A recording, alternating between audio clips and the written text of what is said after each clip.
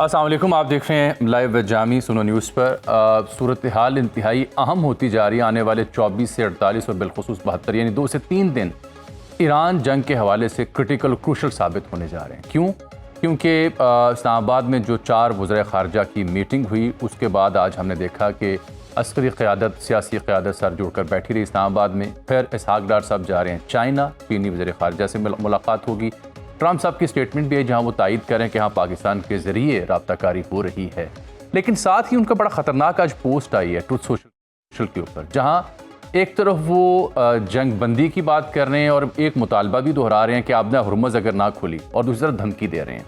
मालूम होता है कि ये कैरेट एंड स्टिक वाली कहानी है, क्योंकि वहाँ वो कह रहे हैं कि अगर ये आपने हुर्मुज़ ना खुली ईरान में जो इंफ्रास्ट्रक्चर है, जो वहाँ पे बिजली पैदा करने के कारखाने हैं, जो पानी साफ़ करने वाले प्लांट्स हैं, जो ऑयल के वेल्स हैं, उनको तबाह बर्बाद कर दिया जाएगा। और साथ वॉल स्ट्रीट जर्नल की एक रिपोर्ट आज शाया हुई, इसमें बताया जा रहा था कि अमेरिका अमली तौर पर ट्रुप्स भेजने के ऊपर भी गौर कर रहा है। एक तरफ सिफारतकारी है, एक तरफ नेगोशिएशन है, 4-5 ममालिक इसमें ऑन बोर्ड हुए पड़े हैं, अब फरीक़ैन इसके ऊपर तायद भी कर रहे हैं, और दूसरी जानिब ये ख़तरनाक धमकियां भी देखने को और सुनने को मिल रही हैं। कुछ देर पहले जो मार्को रूबी हैं वज़ीर ख़ारिजा अमेरिका के, अल जज़ीरा से उन्होंने गुफ्तगू की और वो कह रहे हैं कि Trump prefers diplomacy to end the war, कि वो डिप्लोमेटिक जो एफर्ट्स हैं उनको प्रेफर कर रहे हैं, लेकिन बयानात कुछ और नौइयत के हैं। क्या पाकिस्तान की क़यादत में जो कोशिशें शुरू हुई वो किसी मानी खेज़ नतीजे पर पहुँचेंगी? क्योंकि इस सारी सूरत हाल को अगर देखा जाए और एनालाइज़ किया जाए तो मालूम होता है कि शायद आपने हुर्मुज़ सबसे बड़ा मसला बना पड़ा है, जो जंग से पहले खुली हुई थी। और आपने हुर्मुज़ का अगर कोई तरीक़ाकार निकल आता है, खुल जाती है, तो बाकी निकात के ऊपर फिर आने वाले दिनों में बातचीत जारी रहेगी। लेकिन चीन जो जाना है इसहाक डार साहब का, और वज़ीर ख़ारजा की मुलाकात से के दिन भी उनकी चीनी वज़ीर ख़ारजा से गुफ्तगू होना, ये बड़ा मानी खेज़ है। इससे मुराद क्या ली जाएगी? क्या चीन भी एक प्लेयर के तौर पर, एक ताकत के तौर पर इस सारे तनाज़े का एक हिस्सा है, फ़रीक़ है? उसकी ख्वाहिश क्या है इस सब पर बात करने के लिए? और ट्रंप के जो बयानात हैं उनका तज़िया करने के लिए आज हमने ज़हमत दिया बिलखुसूस जनाब मसूद खान साहब को। आप अमेरिका और चीन में भी पाकिस्तान के सफ़ीर के तौर पर खदमात अंजाम दे चुके हैं, मुस्तकिल नुमाइंदे यूएन में रह चुके हैं, JK के प्रेसिडेंट भी रह चुके हैं, तो ही नोज़ बेटर चाइना का कहानी हो, यूएन की या अमेरिका की, तो उनसे तज़िया लेते हैं। और फिर प्रोग्राम के अगले हिस्से में जनजायद में मूसा भी होंगे, जॉन हुसैन तेहरान से हमें ज्वाइन करेंगे, अनस मलिक इस्लामाबाद से ज्वाइन करेंगे टू अंडरस्टैंड कि इस्लामाबाद में हो क्या रहा है।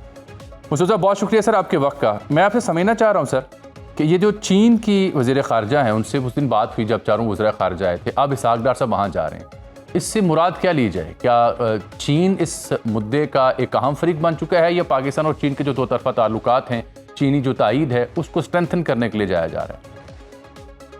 चीन पहले पाकिस्तान की कोशिशों की तायद कर चुका है, तारीफ भी कर चुका है, और पस पर्दा वो पाकिस्तान के साथ राब्ते में है। चीन की ये ख्वाहिश है और तरजीह है कि ये जंग जल्द अज जल्द ख़त्म हो, क्योंकि चीन को भी इस जंग से बराह रास्त नुकसान हो रहा है, और वैसे भी वो आलमी अमन का अलमबरदार है, और इस तरीके से सॉवरेंटी और टेरिटोरियल इंटेग्रिटी के उसूल के ऊपर कारबंद है।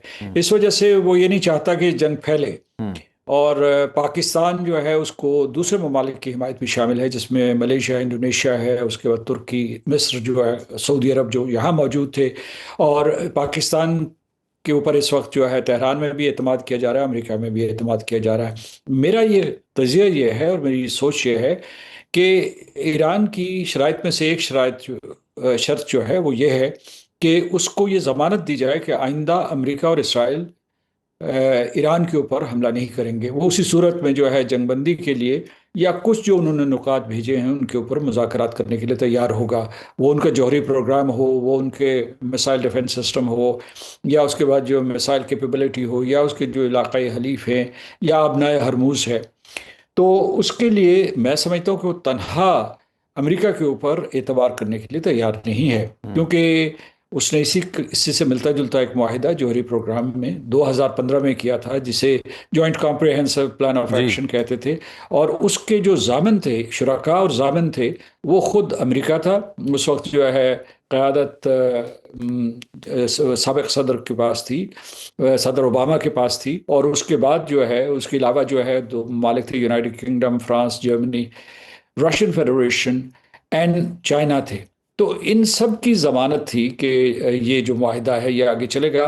2018 में सदर ट्रंप ने जो है उस माहिदे को मुस्तरद कर दिया और अमेरिका उससे निकल गया।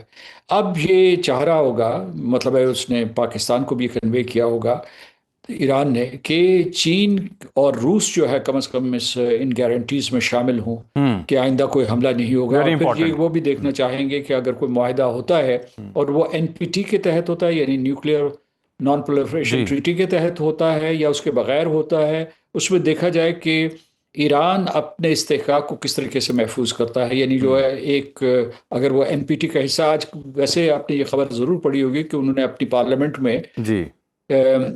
इस किस्म की कानून साजी का भी आगाज कर दिया है कि वो एनपीटी का हिस्सा रहे या ना रहे जौहरी प्रोग्राम के हवाले से। तो इसलिए वो चाहेगा कि ये ममालिक जो है जामन के तौर पर पाकिस्तान का साथ दें, जो पूरी की पूरी जो सफारती कोशिश हो रही है उसमें। एक जो है पाकिस्तान ने एक इलाकाई कंसेंसस वो तो पहले से कायम कर लिया है, ये जो चार ममालिक इकट्ठे किए हैं, लेकिन उससे आगे क्या होगा?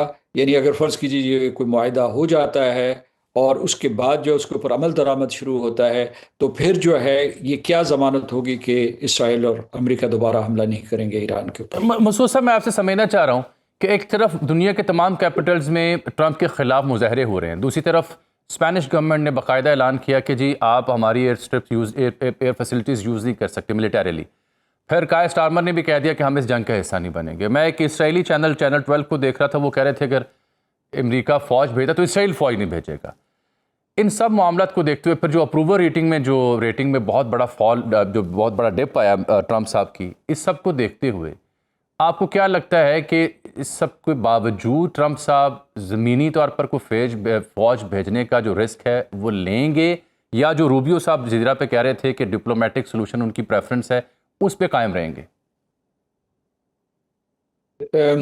ये इस वक्त तक तय नहीं हो सका कि अमेरिका जो है जो फौज कशी कर रहा है या फौज कशी की धमकियां दे रहा है या ये कह रहा है कि ग्राउंड ऑपरेशन शुरू करेगा, ये दबाव डालने के लिए ईरान के ऊपर, या वाकई उन्होंने मनसूबाबंदी कर ली है। क्योंकि सदर ट्रंप ने अभी जिस आप ट्वीट का या सोशल मीडिया पे अपने पोस्ट का हवाला दे रहे थे, उसमें उन्होंने कहा कि वो खार्क के ऊपर भी कब्जा करेंगे, जी। उनके तेल के ज़खायर जो है, तेल के वेल्स जो है, कुएं, उनको भी तबाह कर देंगे और उनके क्रिटिकल इंफ्रास्ट्रक्चर को भी तबाह कर देंगे। ये सिर्फ उसी सूरत में मुमकिन है जब उनकी जो एक्सपेडिशनरी एम्फिबियन फोर्स है मरीन्स की, वो किसी जजीरे के ऊपर, वो खाग हो या अबू मूसा हो या उसके बाद ये खलीज फारस के ईरानी साहिल के ऊपर कब्जा करे। और दूसरी तरफ ये हो सकता है कि उन वो 82nd एयरबोर्न जो डिवीज़न है उसके भी ट्रूप्स इधर मुंतकिल किए हैं और वो फ़िज़ा से जो है ग्राउंड अटैक कर सकते हैं, मतलब पैरा ट्रूपर्स नीचे आ सकते हैं। तो अगर तो उनका ये मंसूबा है तो फिर ये मुज़ाकरात जो हैं ये एक स्मोक स्क्रीन है, यानी ये मुतवाज़ी चल रहे हैं, स्मोक स्क्रीन है। अगर उन ये फैसला कर लिया, तहिया कर लिया, अमेरिका में ये आवाज़ें उठ रही हैं कि अगर इसराइल वाकई ग्राउंड ऑपरेशन चाहता है तो वो अमेरिका के ट्रूप्स को ना झोंके वहाँ जंग में, खुद भेजे। और जैसा कि आपने कहा उसने इनकार कर दिया है। और इसराइल की हमेशा यही हिकमत अमली रही है कि वो इराक हो या उसका लिबिया हो या उस सीरिया हो कि या दूसरे जो मशरक़ वस्ती के इलाके हैं उसमें अमेरिकी ट्रूप्स आए। तो ये, लेकिन मैं आपको बताता हूँ कि दो बड़ी क़ुव्वतें अमेरिका में मौजूद हैं अलावा सदर ट्रंप के और उनकी काबीना के। एक मिलिट्री इंडस्ट्रियल कॉम्प्लेक्स है और वहाँ जो है उनके लिए जंग जो भी हो, जितनी बड़ी जंग हो वो मनफियत बख्श होती है। और दूसरा जो है इसराइल का असर रसूख, क्योंकि इसराइल का ये इन्फ्लुएंस जो है वो कांग्रेस में, एडमिनिस्ट्रेशन में है, दूसरे फैसला साज इदारों पे भी है इसका। तो इस वजह से ये है कि सदर ट्रंप की ज़ाती राय इसमें इतनी ज़्यादा अहमियत नहीं रखती। सदर ट्रंप को ये कहा जा रहा है कि ये आपके लिए तारीखी मौका है। कुछ लोग उनको ये कह रहे हैं कि देखिए कैसे प्रेसिडेंट रूजवेल्ट, बल्कि प्रेसिडेंट ट्रूमैन ने कैसे जापान को जंग में हराया था, उसी तारीख को दोहरा दीजिए। या उसके अलावा जो है ये जो यहाँ वलायत फ़क़ीह का निज़ाम है ईरान में, ये अमेरिका दुश्मन है और 47 साल से इस किस्म की जो है दुश्मनी करता चला आ रहा है। तो आपके लिए तारीखी मौका है, आप एक तारीख रकम कर दें और इनको निस्तो नाबूद कर दें और एक नई जो है अमेरिका नवाज, अमेरिका दोस्त क़ुव्वत को बजरिया एक नए इनकलाब के उभारने में मदद करें। तो ये वो डायनामिक्स हैं। और एक चीज़ मैं आपको थोड़ा जी सा जी। इजाफा करना चाहता हूँ कि जंग का दायरा वसी हो गया। पहले जो है आप हम्म हरमुज के बारे में जो है हम्म तशवीश रखते थे, लेकिन अब जो है आबनाए बाबुल मंदब, हम्म। जो बहरा कुलज़म और मतलब है गल्फ ऑफ एडन, जी खलीज जी जी। अदन अदन को और इसको बिल्कुल उसकी कनेक्ट करता है। उसकी उसकी नौबत जी भी आन पड़ी है। वहाँ पे भी सूरत हाल संगीन है और हौसीज उसमें बाकायदा जंग का हिस्सा भी बन चुके। चंद रोज़ पहले उन्होंने मिसाइल्स भी फायर किए थे। ऐसा चूंकि आपने हुरमस का आपने जिक्र किया, तो जब फॉरेन मिनिस्टर्स यहाँ से मिलके गए तो कुछ इंटरनेशनल सोर्सेज ने क्लेम किया कि इस सिलसिले में प्रपोजल्स ऑन बोर्ड आए कि कंसोर्शियम बन जाए कुछ अरब ममालिक का, वो गुजरगाह को खुलवाएं, या फिर जो स्विस कनाल जैसा फार्मूला है वो इन एक्शन आए। फिर आज ईरानियन पार्लिमान के एक रुकन हैं जो कि डिप्टी स्पीकर हैं, उन्होंने कहा कि हम तो टोल टैक्स आयद करने का सोच रहे हैं। तो आबना हुरमस को खुलवाने के लिए कोई अरब ममालिक या दोस्त ममालिक का कंसोर्शियम या स्विस कनाल का ऑप्शन या ये टैक्सेशन, इसमें से अमेरिका और ईरान किस बात को फॉलो करेंगे और पाकिस्तान और अरब ममालिक के लिए किस ऑप्शन पे जाना मुमकिन होगा? देखिए, इसमें अकेले ईरान फैसला नहीं कर सकता। वहाँ जो लिटरल स्टेट्स हैं वो 8 के करीब हैं हम्म खलीज फारस में। उसमें यानी एक ईरान है और उसके बिल्कुल सामने जो है यूएई हम्म और ओमान की टेरिटरी मौजूद है। यानी जो बिल्कुल आबना हरमुज की जो तंग तरीन गुजरगाह है, वहाँ ये 3 ममालिक है। लेकिन उसके अलावा बाकी लिटरल स्टेट्स हैं वो मिसाल के तौर पर कुवैत है, फिर जो सऊदी अरब है, बहरीन है, कतर है, इन सब के का हक बनता है। हम्म। तो ये जो 8 लिटरल स्टेट्स बनती हैं, और ये जो है UN commission on the law of the sea, उसके तहत जो है और बैनुल अक़वामी कानून और नज़ायर की रोशनी में कोई फैसला कर सकते हैं। मेरा ख्याल है कि ये उजलत में फैसला नहीं हो सकता। लेकिन ईरान ने मतलब इत्तलात के मुताबिक पहले ही टोल वसूल करना शुरू कर दिया है, और हम्म उन्होंने अपनी सॉवरेंटी यानी सॉवरन गवर्नेंस जो है उसको असर्ट कर दिया है इस हम्म। खत्ते में। इसके नज़ायर मौजूद हैं। आप ये देखिए कि स्विस में, पनामा में और जितनी भी आबी गुजरगाहें हैं उनके लिए मौजूद है। और ये जो है वो ये कहते हैं कि इंटरनेशनल वाटरवेज है, जो अमेरिका का मौक़िफ़ है कि ये इंटरनेशनल फ्री इंटरनेशनल वाटरवे है। अब ये देखिए कि इस मसले को वो किस तरीके से निपटाएंगे। बिल्कुल लेकिन ठीक। ये है, मैं जितने भी इस वक्त जो है जिनके के ऊपर अमूर मौजूद हैं उनके ऊपर फौरी फिलफौर फैसले नहीं हो सकते। मिसाल के जोहरी प्रोग्राम, तो उसमें international atomic energy agency third party बिल्कुल ठीक। मीडिएशन, थर्ड बिल्कुल पार्टी ठीक। टेक्निकल वेरिफिकेशन के लिए आ सकती है। इसी तरीके से ये जो आबना हरमुज का मामला है, इसमें ये यूएन कमीशन जिसका मैंने जिक्र किया है। फिर ये है कि जो दो एक शराइत हैं वो तो मेरा ख्याल है कि ईरान के लिए नाकाबिल कबूल हैं कि हम्म वो उनका जो अपना मिसाइल का जो ज़खायर थे वो बड़ी हद तक तबाह बर्बाद हो चुके हैं। हम्म। ये एक हदफ था। लेकिन उनसे ये कहना कि आप अपने जो मिसाइल की रेंज है वो 2000 से कम हाँ रखें, 2000 या उससे कम रखें, ये बिल्कुल उनके ठीक। लिए काबिल कबूल नहीं है। उन्होंने बिल्कुल ठीक। उनके वज़ीर ख़ारजा और उनके जो दफ्तर ख़ारजा के तर्जुमान ने ये कहा है कि अगर हमारे पास ये ना होते तो हम अपना दिफा ही ना कर पाते। एग्जैक्टली यानी अगर एग्जैक्टली। ये लॉन्ग रेंज ठीक। मिसाइल्स ना होते, बिल्कुल ठीक। हाइपरसोनिक या बैलिस्टिक मिसाइल्स ना होते। ठीक।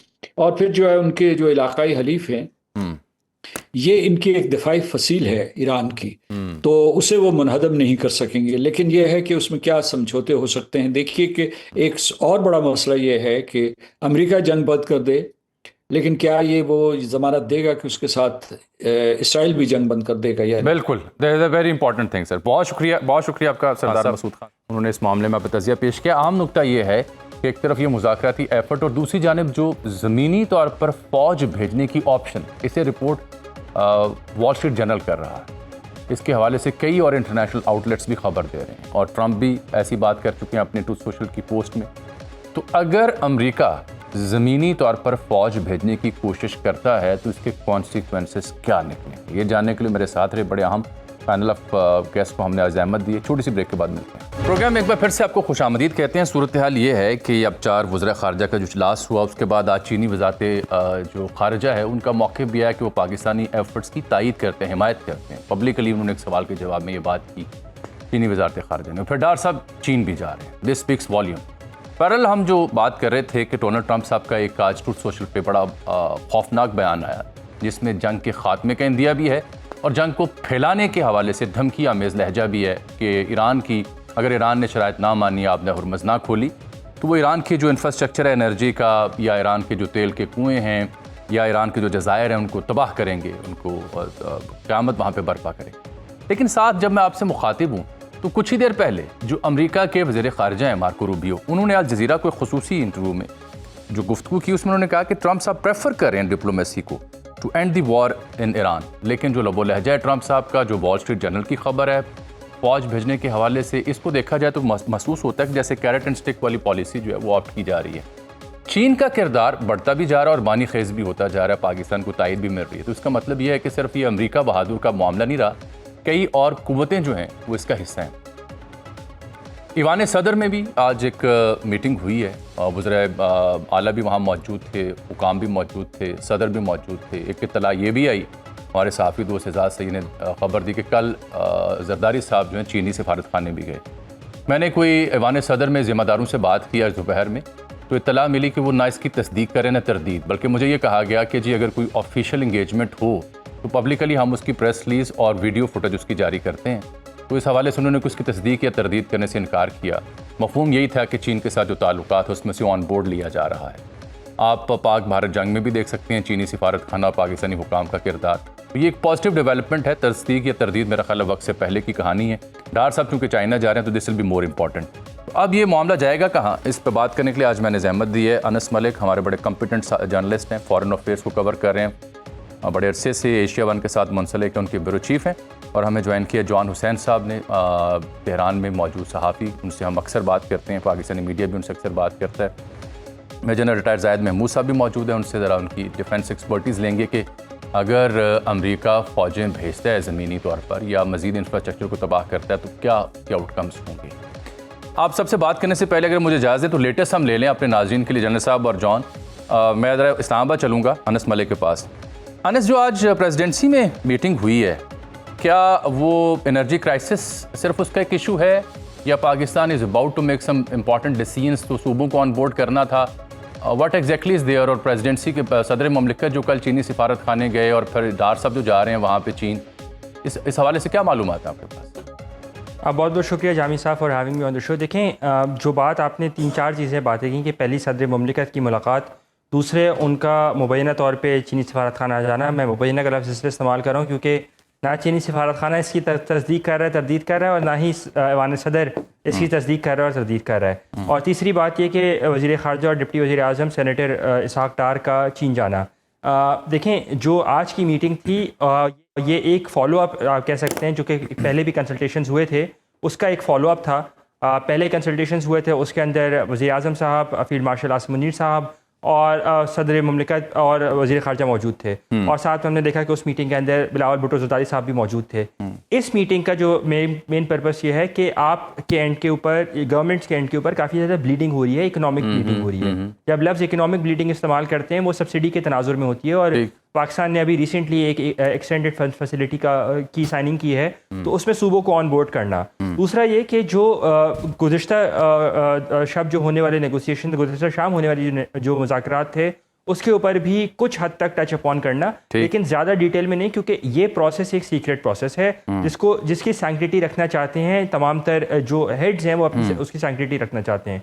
तीसरी बात ये कि जो वज़ीर ख़ारजा सेनेटर इसहाक़ डार का जो दौरा है, दौरा चीन, जो कि अब से कुछ देर बाद वो रवाना हो जाएंगे, और फिर कल उनकी चीनी वज़ीर ख़ारजा वांग यी से मुलाकात है, बड़ी कलीदी मुलाकात है, एक दिन का उनका दौरा है। अब इस दौरे की वजह क्या बनी? ये दौरा, जहाँ तक मेरी अंडरस्टैंडिंग है, ये स्केड्यूल तो हुआ था, और आखिरी टेलीफोन कॉल जो अब 4 दिन पहले जो हुई थी वांग यी और सदर के दरमियान, वज़ीर ख़ारजा इसहाक़ डार के दरमियान में, उसमें इस दौरे के ऊपर बातचीत ज़रूर हुई थी। लेकिन अब जो नेगोशिएशन जिस तरह पाकिस्तान फैसिलिटेट कर रहा है, इनडायरेक्ट टॉक्स फैसिलिटेट कर रहा है, वो उस थ्रेशोल्ड से मेरी अंडरस्टैंडिंग ये है वो बढ़ गया है।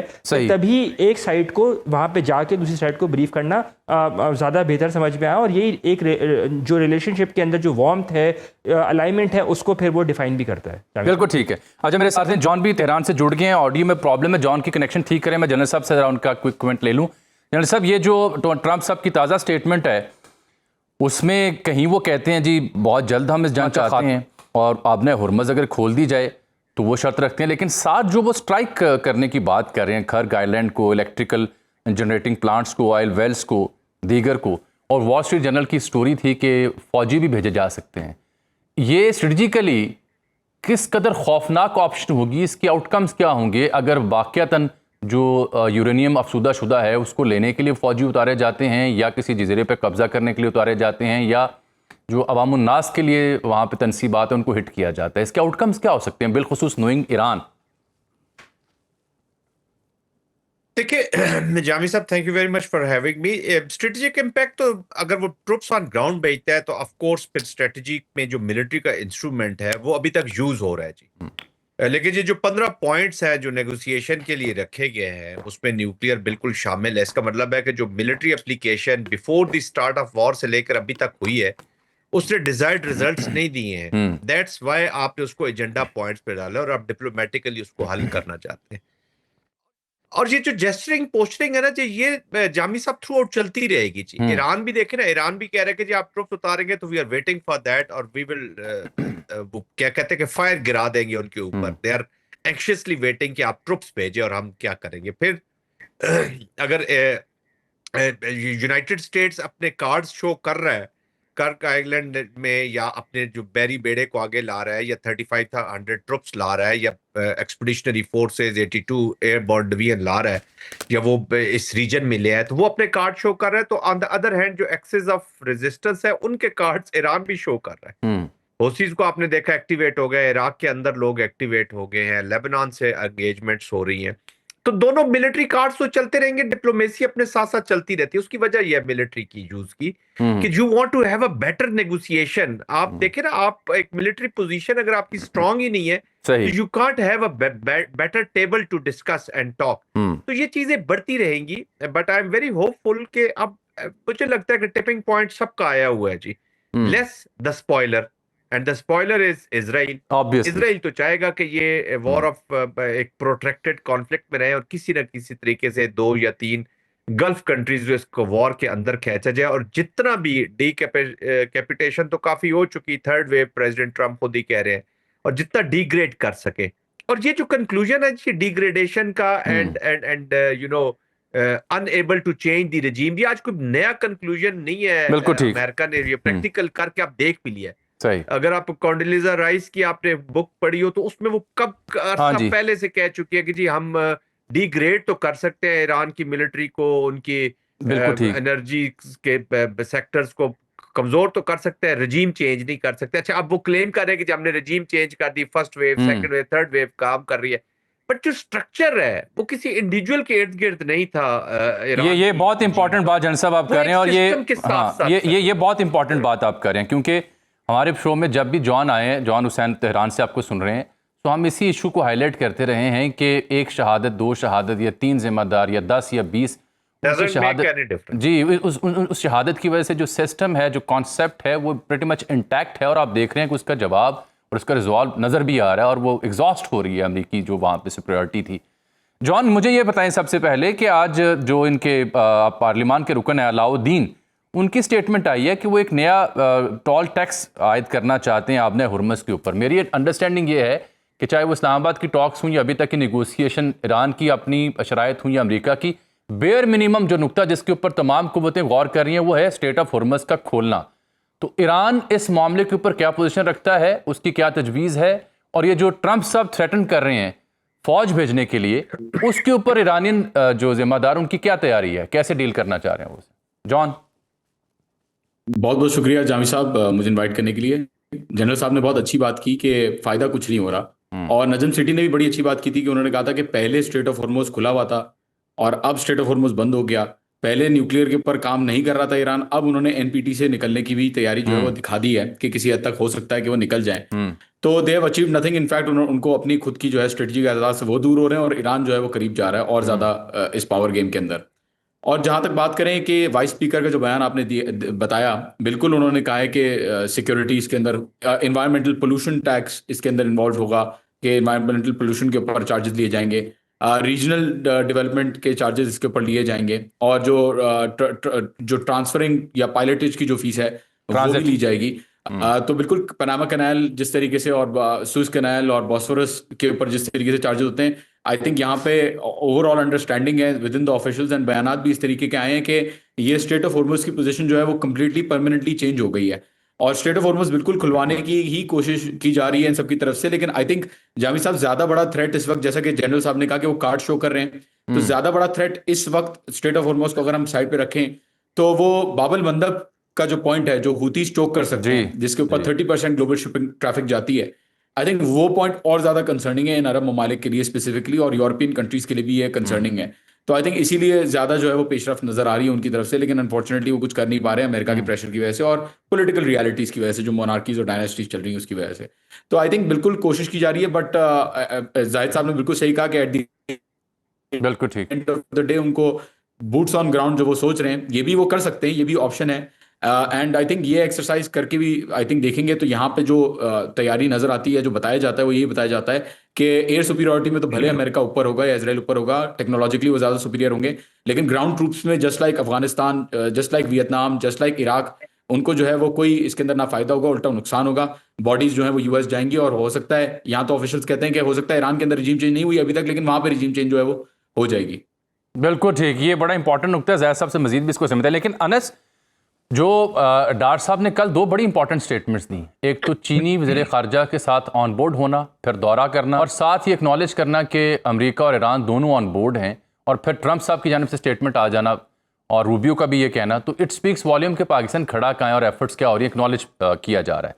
लेकिन जब उन्होंने कहा कि आने वाले चंद दिनों में इस्लामाबाद में अमेरिका और ईरान के बराह रास्त मुज़ाकरात भी हो सकते हैं, तो इस सिलसिले में डिप्लोमेटिक सर्कल्स क्या सोच रहे हैं आज के स्टेटमेंट्स के बाद? क्या वाकई ऐसा मुमकिन हो पाएगा, या ये दूसरी जो धमकी आमेज़ लबो लहजा ट्रंप साहब का, उस जानिब चीज़ें जाएंगी? अच्छा जामी साहब, इसमें दो चीज़ें हैं। जो वज़ीर ख़ारजा इसहाक डार ने अपना बयान दिया, मेरे ख्याल से वो हो सकते हैं से ज़्यादा उन्होंने कहा कि जल्द होंगे, क्योंकि उनका जो जुमला था कि इस Pakistan will be honoured to host, will be से ये इम्प्लिकेशन थी कि जी इस दोनों पार्टीज मान गई हैं, इस्लामाबाद डिसाइड हो गया है और इस्लामाबाद में ये बातचीत का सिलसिला होगा।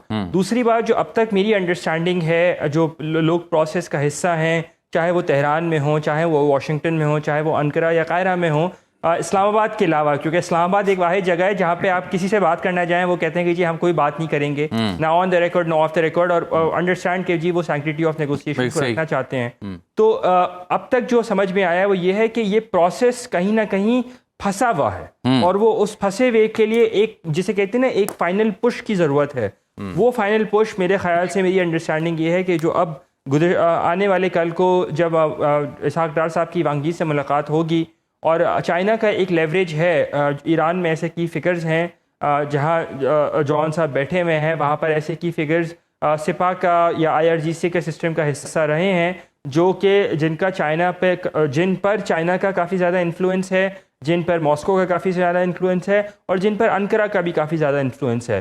तो जो मेरी अंडरस्टैंडिंग ये है कि जो बीजिंग का जिनके ऊपर क्लाउड एंजॉय करते हैं, लेवरेज एंजॉय करते हैं, उनके ज़रिए एक फ़ाइनल पुश आने की ज़रूरत है, और यही वजह है कि अब इसहाक डार साहब जो हैं वो बीजिंग जा रहे हैं। बिल्कुल ठीक, बिल्कुल ठीक। मैं एक छोटी सी एक ब्रेक ले रहा हूँ जनरल साहब, आपसे मैंने समझने, एक छोटी सी ब्रेक के बाद वापस आते हैं, गुफ्तगू यहीं से शुरू कर। वेलकम बैक जी जनरल साहब, आपसे पहले भी नुक्ता मैंने आपकी खिदमत में अर्ज़ किया, स्ट्रेटेजिकली समझना चाह रहा हूँ कि how different it would be for the US troops. Libya, Iraq, Afghanistan, ये सब तो हमने देख लिया। इराक में तो 1,60,000 फौजी भेजने पड़े, कैलकुलेशन करनी पड़ी, 500-600 बंदे के ऊपर एक फौजी लगे। यहाँ 9-10 करोड़ की आबादी है, पाकिस्तान से 2 गुना ज़्यादा रकबा है। मिज़ाइल और ड्रोन्स की जो सिचुएशन है वो आपके सामने है, अभी तो कोई 20-25% भी उसका इस्तेमाल नहीं हुआ। तैयारियाँ उन्होंने 20-25 साल इस सिलसिले की हुई थी। क़यादत की शहादत के बाद अवाम जो सरापे एहतजाज थी, वो अब क़यादत के साथ जुड़ के खड़ी हुई है, एंटी अमेरिका हो चुकी है। तो ऐसी सूरत में अमेरिका जैसी सुपर पावर अगर ऐसी गलती करता है, तो भयानक नताइज क्या निकल सकते हैं, डिफिकल्टीज क्या हो सकती हैं एक फौज को ऐसे मुल्क में आने के लिए? देखिए जामी साहब, पहली चीज ये है कि अगर उन्होंने ट्रुप्स का यूज करना होता तो प्रॉब्ली एलिमेंट्स लाइक कुर्द्स, इस तरह की चीजें जो इराक में हुआ, अफगानिस्तान में, अफगानिस्तान नेशनल आर्मी को क्रिएट किया गया, जो कि एक बेतुकी सी एक्सरसाइज थी। आई वॉज इन सेंटकॉम, मैं उनको यही कहता था कि आप रातों रात मिलिट्रीज नहीं बना सकते, उसका एक कल्चर होता है, एक टाइम लगता है उसके मिलिट्री को एस्टैब्लिश करने में। वो ये लगे हाथों, ये बात खुल के बता देना। अब by then I think you were serving. जी आई वाज सर्विंग जी, मैं सेंटकॉम में ही था उस वक्त उनके साथ, I was senior national representative Pakistan का। अच्छा। तो हम उनको समझाते थे। तो यहाँ पे भी अगर कुर्ड्स वगैरह वाला सिस्टम हो रहा होता या कुछ और अंदर से एलिमेंट्स इनके साथ मिल गए होते तो वो तो ट्रुप्स समझ आते थे। अब तो वो ये कभी भी रिस्क नहीं लेंगे अपने ट्रुप्स को ऑन ग्राउंड उतारने का। फिर अफगानिस्तान के अंदर अराउंड 27 टू 2800 सिविल कॉन्ट्रैक्टर्स थे जो बड़ा फैसिलिटेट करते थे उन ऑपरेशंस को इनसाइड। किसी जगह पे ऑपरेशंस हो जाते थे, किसी जगह पे वो ट्रुप्स को, और जो डिफिकल्ट और चैलेंजिंग जगह थी वहां पे नेटो के अदर कंट्रीज लाइक जर्मनी, वो बड़े चैलेंजिंग जगह पे होते थे as compare to whatever. But anyways option तो उनके पास है जी, लेकिन ये एम्फीबियस लैंडिंग करना कर की जो बात कर रहे हैं, इट इज नॉट पॉसिबल। बड़ी सख्त शोर है जी उसकी, बड़ी छोटे से सैंडी पैचेस कहीं पे मिलते हैं जहाँ पे एम्फीबियस लैंडिंग हो सके। अलबत्ता एयर ड्रॉप्स वगैरह हो सकते हैं फॉर अ टेम्परेरी पीरियड, तो वो उसको ऑक्यूपाई शायद कर भी ले थोड़ी टाइम के लिए, बट प्रोलॉन्ग वहां पे डिप्लॉयमेंट नहीं हो सकती। और जितनी ये प्रोट्रैक्टेड कॉन्फ्लिक्ट में ट्रुप्स ऑन ग्राउंड रखेंगे उतना ये अमेरिका का नुकसान बहुत ज्यादा होगा।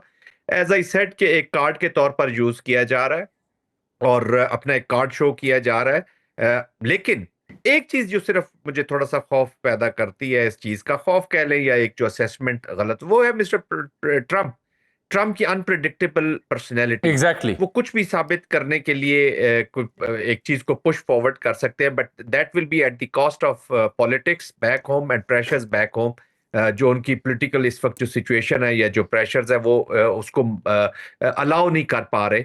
बट अगेन उनकी जिस तरह अनप्रेडिक्टेबल पर्सनैलिटी है वो कुछ भी कर सकते हैं। But having said that it will be catastrophic for United states of America, और ये कॉन्फ्लिक्ट में उनको बहुत नुकसान होगा जी इसके। तबाह कुन असरात हो सकते हैं अगर उन्होंने फौज दाखिल करने की कोशिश की। जॉन साहब एक सादा सी बात तो समझाएं, बिकॉज आप मुसलसल वहाँ मौजूद हैं तेहरान शहर में। मैंने आपको लंच करते भी देखा है, चाय पीते भी देखा है, गलियों सड़कों पे घूमते भी देखा है, पीछे से तबाही और बर्बादी की इमेजेस भी देखे हैं। उसके बावजूद मामूलात वहाँ मैंने देखे जारी व सारी हैं। मसूद साहब खुद मैंने एक डिपार्टमेंट स्टोर में देखा एक वीडियो की सूरत में। ये अब जब 1 माह हो चुका, बेपनाह नुकसान हो चुका, क़यादत शहीद हो चुकी, ईरानियन कौम कहाँ खड़ी है, कैसे रिएक्ट कर रही है सूरत हाल के ऊपर, ये तो आज बताएं।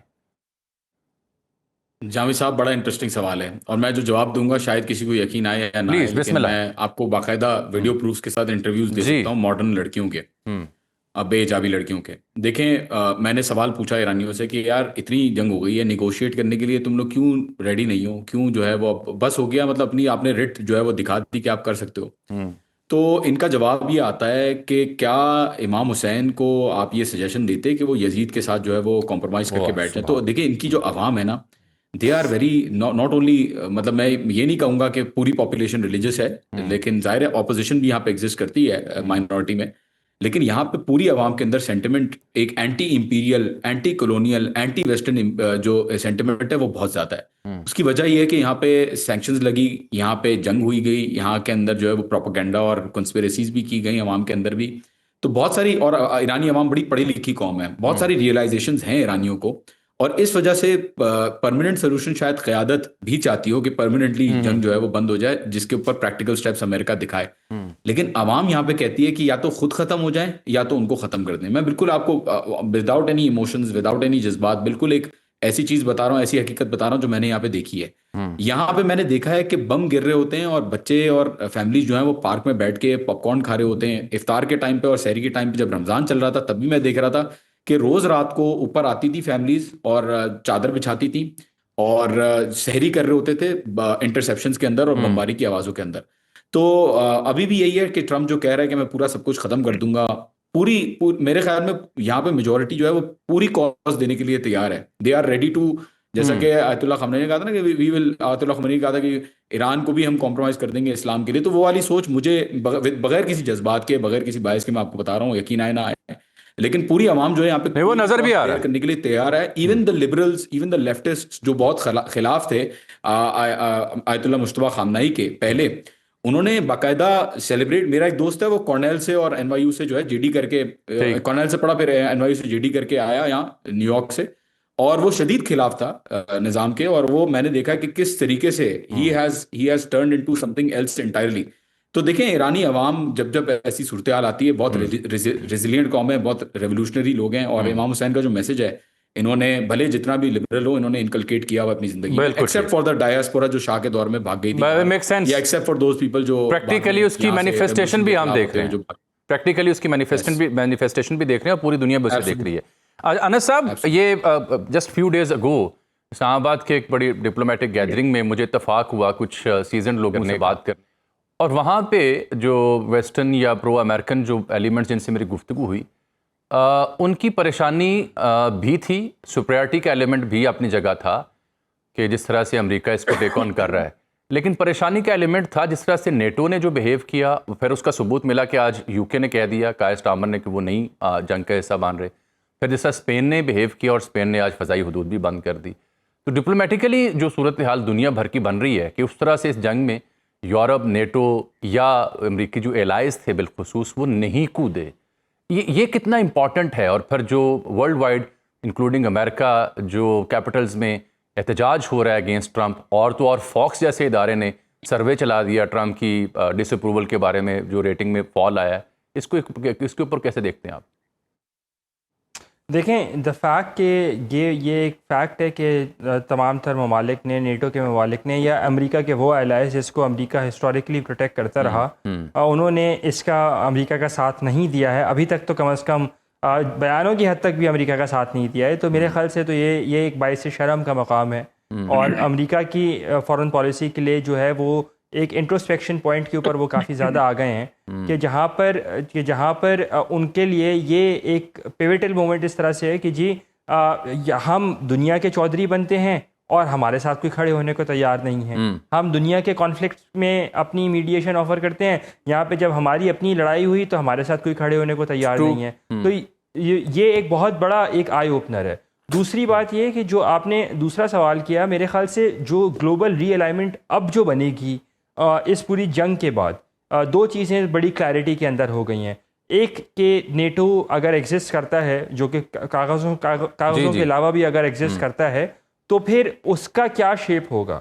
दूसरा ये कि पाकिस्तान, मैं सिर्फ इसलिए नहीं कि एज अ पाकिस्तानी या एज अ सहाफ़ी मैं बात नहीं कर रहा, लेकिन अगर आप डिप्लोमेट से और दूसरे इंटरलॉक्यूटर से भी आप बात करें तो मई 2025 के बाद से जो पाकिस्तान की एक ड्रास्टिक दुनिया में पोजीशनिंग का चेंज आया है, उसके बाद पाकिस्तान की जो इमरजेंस अब हो रही है as a net security stabiliser. पहले नेट सिक्योरिटी प्रोवाइडर था, 2025 मई के बाद हमने देखा है कि हम नेट सिक्योरिटी प्रोवाइडर हैं, हमसे बातें नहीं करते, हम अमली तौर पे दिखाते भी हैं। और अब एक नेट सिक्योरिटी स्टेबलाइजर, 1971 में एक इवेंट हुआ कि जब पाकिस्तान ने चीन और अमेरिका का रोपरेशुमा करवाया। आज 55 साल बाद एक दोबारा वही जो है हम उसी स्टेज के ऊपर आ गए हैं। तो एक जो ग्लोबल रीअलाइनमेंट बनेगी इस पूरी इवेंट के बाद, मेरे ख्याल से उसमें पाकिस्तान की पोजीशनिंग वो काफ़ी ज़्यादा सिग्निफिकेंट होगी, एंड आई थिंक उसका इम्पैक्ट लॉन्ग टर्म रहेगा, शॉर्ट टर्म इम्पैक्ट नहीं होगा। ठीक, जनरल साहब, आपने अपने तबसरे में ना पहले जो डर्टी हथियार है न्यूक्स, उनका जिक्र किया, उसके ऊपर भी बार बार खबरें, तज्जिए, पेशन गोइयाँ आ रही हैं। आज एक साहब हैं मोहम्मद सफ़ा, ये पैट्रियाटिक विजन एसोसिएशन PVA नामी तंजीम है गैर सरकारी, उसके मुस्तकिल नुमाइंदे के तौर पर UN के साथ भी वाबस्ता रहे। इन्होंने इस बात का हिंट दिया है, इस बात की खदशे का इजहार किया है कि जौहरी हमला जो है उसकी भी कोई गुंजाइश, या अल्लाह माफ़ करे, उसकी भी कोई ऑप्शन है जो ज़ेरे गौर है। जैसा ये पॉसिबल है इस एज में जब 2026 में हम रह रहे हैं?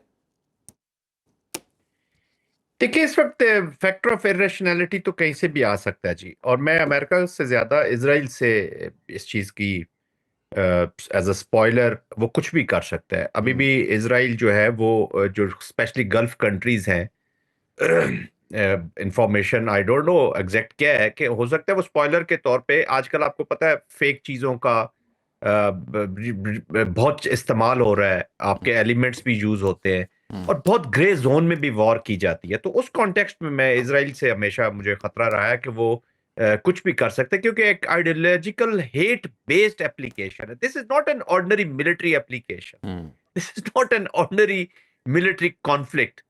ये दो सोचों का, दो आइडियोलॉजीज का इस वक्त लड़ाई हो रही है। That's why it is very very sensitive. जब मैं ईरान के भी कॉन्टेक्स्ट पे कमेंट्री करता हूँ, आई कैन अंडरस्टैंड जॉन साहब भाई, ये हमारे ईरान का एक अपना डायनामिक्स है। मैं इसलिए हमेशा कहता हूं कि ईरान का जो रिस्पॉन्स है that has to be calibrated, क्योंकि एक जो जूइश ज़ायनिज्म की एप्लीकेशन है वो चाहेगी कि ये पूरा रीजन इसमें, ठीक है, हो सकता है गल्फ कंट्रीज की पॉलिसीज डिफरेंट हो, ईरान उससे, लेकिन ईरान के रिस्पॉन्सेज को कैलिब्रेट करना होगा, एस्केलेशन का कंट्रोल अपने पास, वो इस रीजन को इतना डी शेप ना कर दें, इतना बुरा ना कर दें कि वो फैसिलिटेट करे वो ज़ायनिज्म के डिजाइन को मुस्तकबिल में जाके। आप ठीक है कंटेन करें, एक जगह तक आप उनको होल्ड करें, और पोस्ट वॉर जो है एक नए रीजन को जन्म देने की कोशिश करे जो मिलके फिर दिफा करे उस ज़ायनिज्म के उसके खिलाफ। जन साहब एक नुक्ता तो बताइएगा, एक देखिएगा, एक इस्राएलियन चैनल है, चैनल 12, मैं जॉन से भी इसके ऊपर बात करूंगा।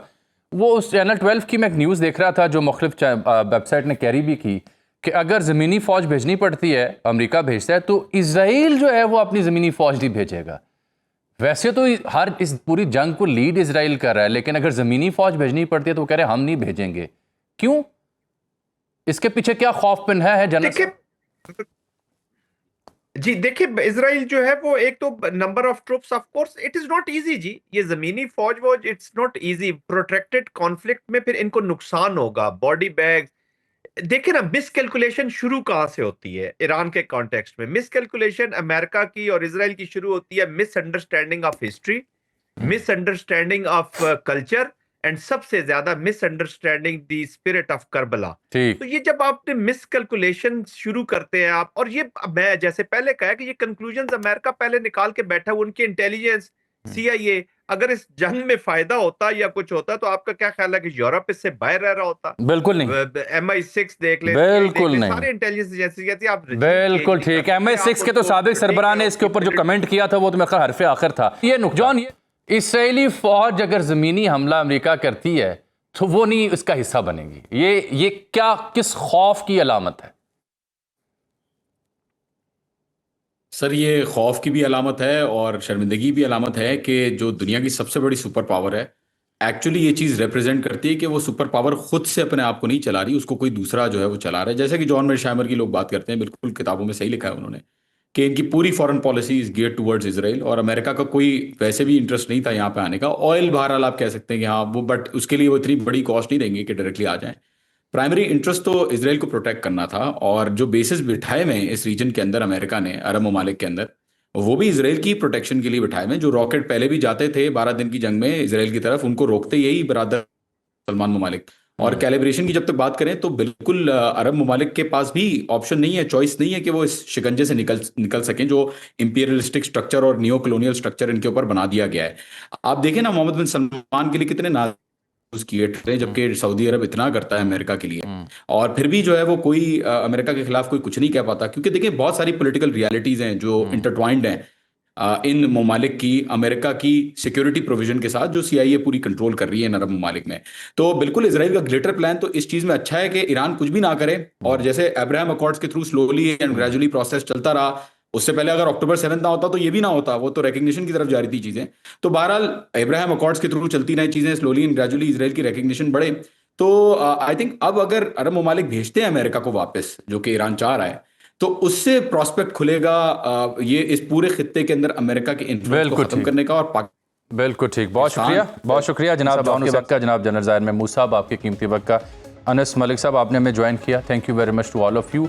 ये अगले जो 24 से 72 घंटे में बिलखुसूस, क्योंकि इस बीच में वज़ीर ख़ारजा ने दौरा करना है चीन का, इस बीच में ट्रंप की स्टेटमेंट्स आ रही हैं, रूबियो कह रहे हैं अल जज़ीरा पे कि हम डिप्लोमेटिकली सॉर्ट आउट करना चाह रहे हैं। ये बहुत इंपॉर्टेंट दिन है अगले जो 24 से 72 घंटे में बिलखुसूस। इसमें यह तय होगा कि क्या डिप्लोमेटिकली कोई गुंजाइश निकलती है या फिर वर्स्ट सिनेरियो हमें देखने को मिलेगा। मुझे आज के लिए इजाज़त दीजिएगा।